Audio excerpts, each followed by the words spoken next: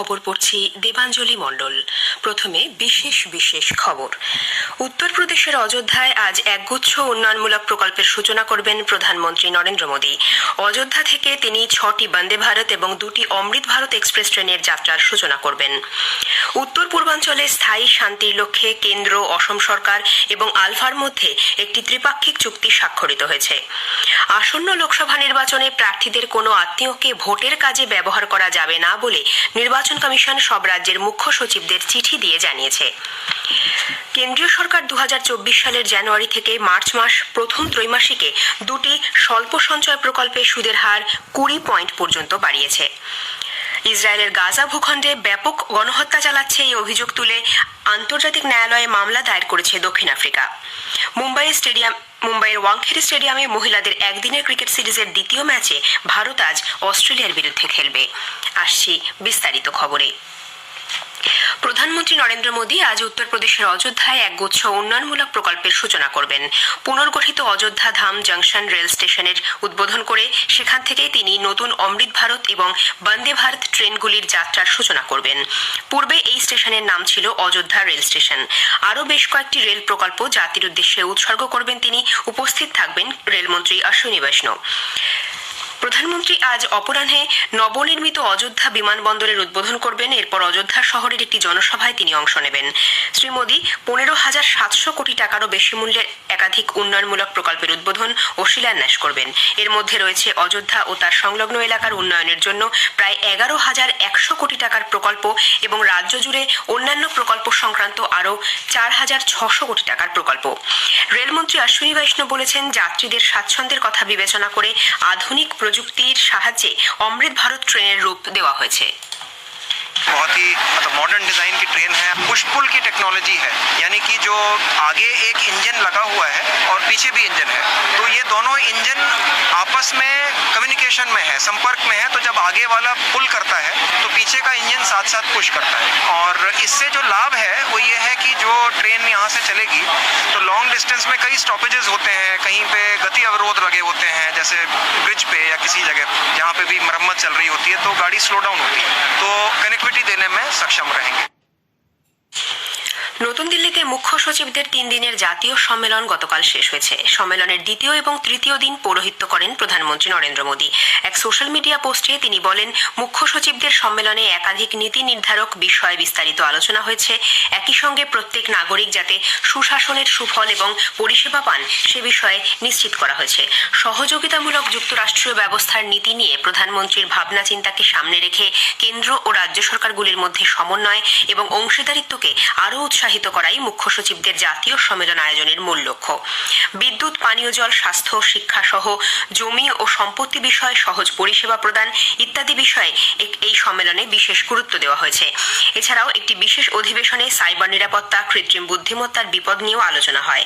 Is of living বা সহজে জীবনযাপনকে মূল লক্ষ্য স্থির করে গ্রাম, শহর এবং উভয় ক্ষেত্রে জীবনযাত্রার মানোন্নয়নের লক্ষ্যে সরকারের সহযোগিতা বৃদ্ধি এই সম্মেলনের উদ্দেশ্য। কেন্দ্র ও রাজ্য সরকার এবং কেন্দ্রশাসিত অঞ্চলগুলির 200-রও বেশি আধিকারিক এই সম্মেলনে অংশ নেন। এটি হলো এই ধরনের তৃতীয় সম্মেলন। প্রথমটি হয় ধর্মশালায় 2022-এর জুনে, এবছর জানুয়ারিতে হয় দ্বিতীয় সম্মেলন।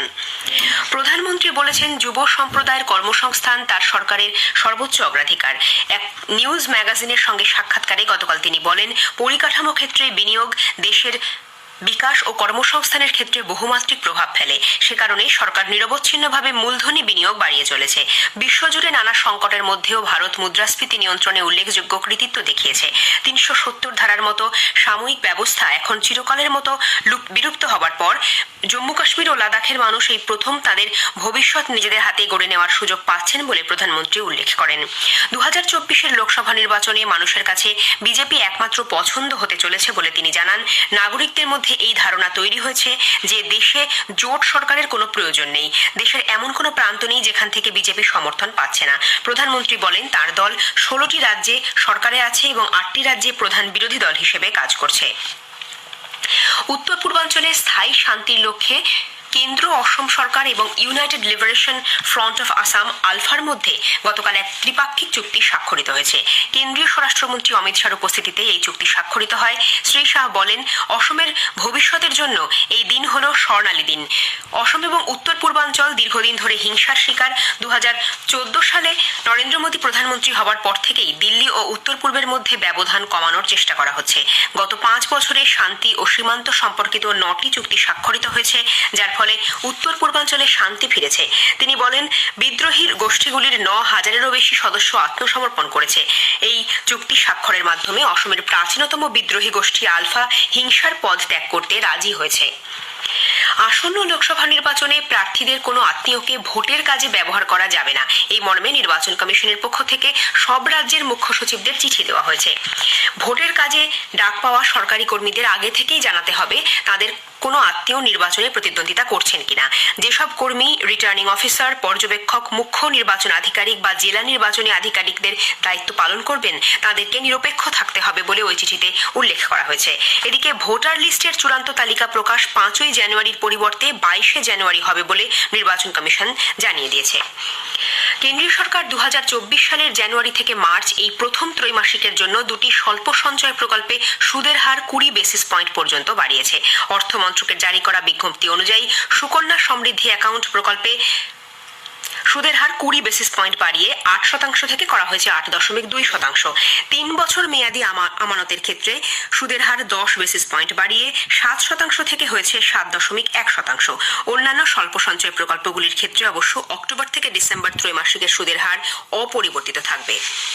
প্রধানমন্ত্রী নরেন্দ্র মোদী আগামীকাল আকাশবাণীতে মন কি বাত অনুষ্ঠানে তাঁর চিন্তাভাবনা দেশ বিদেশের মানুষের সঙ্গে ভাগ করে নেবেন।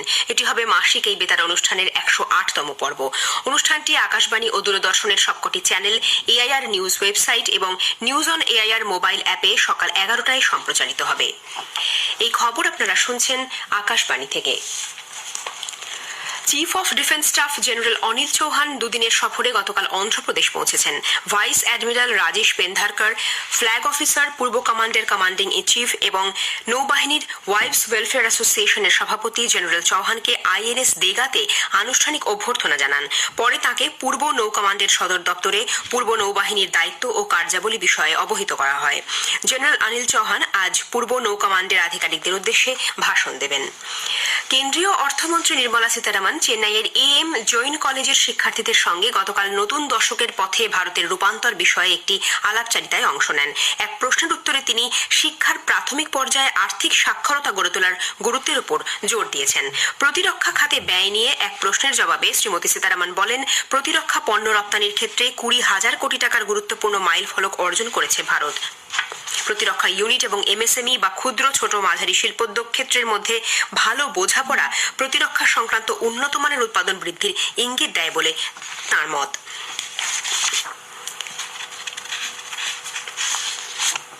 দক্ষিণ গাজার খান ইউনিস অঞ্চলে ইসরায়েলের সামরিক বাহিনী আক্রমণের তীব্রতা বাড়িয়েছে বলে সে দেশের প্রতিরক্ষা বাহিনী সূত্রে জানা গেছে।